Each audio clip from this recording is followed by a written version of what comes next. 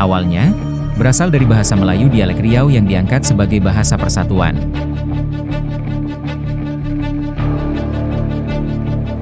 Mengapa memilih bahasa Melayu? Pertama, penutur bahasa Melayu tersebar luas di berbagai wilayah Nusantara. Kedua, strukturnya sederhana dan mirip dengan bahasa-bahasa daerah lainnya, sehingga mudah dipelajari. Ketiga, bahasa Melayu tidak mengenal tingkatan bahasa, sehingga lebih egaliter.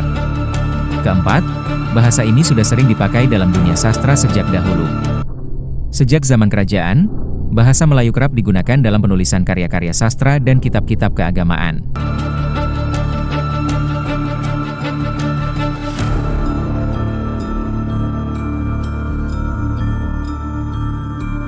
Pada 28 Oktober 1928, Sumpah Pemuda, para pemuda mengucapkan 3 janji sakral, 1 tanah air, 1 bangsa, dan 1 bahasa.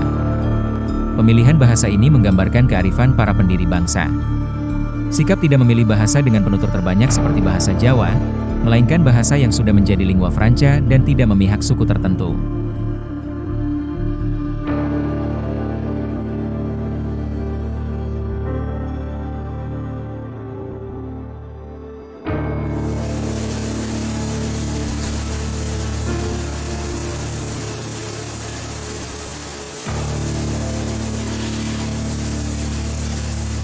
Setelahnya, bahasa Indonesia terus berkembang dan diperkaya oleh berbagai bahasa daerah dan asing.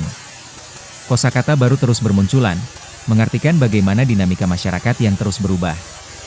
Contohnya, saat mengambil kata-kata dari bahasa Arab, Sanskerta, Belanda, dan Inggris.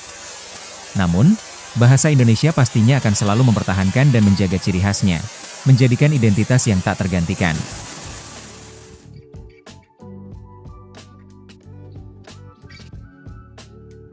Bahasa Indonesia ada banyak fungsi.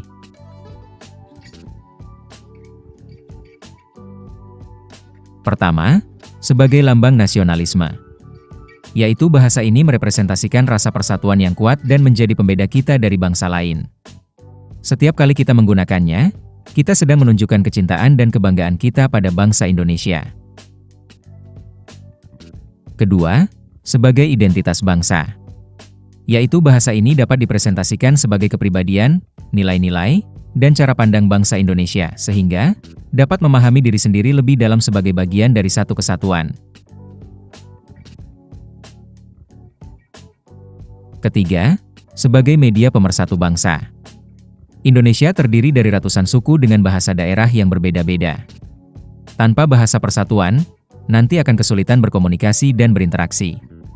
Bahasa Indonesia hadir menjembatani dan menghubungkan semua perbedaan ini. Keempat, sebagai media penghubung sosial dan kultural di seluruh Indonesia.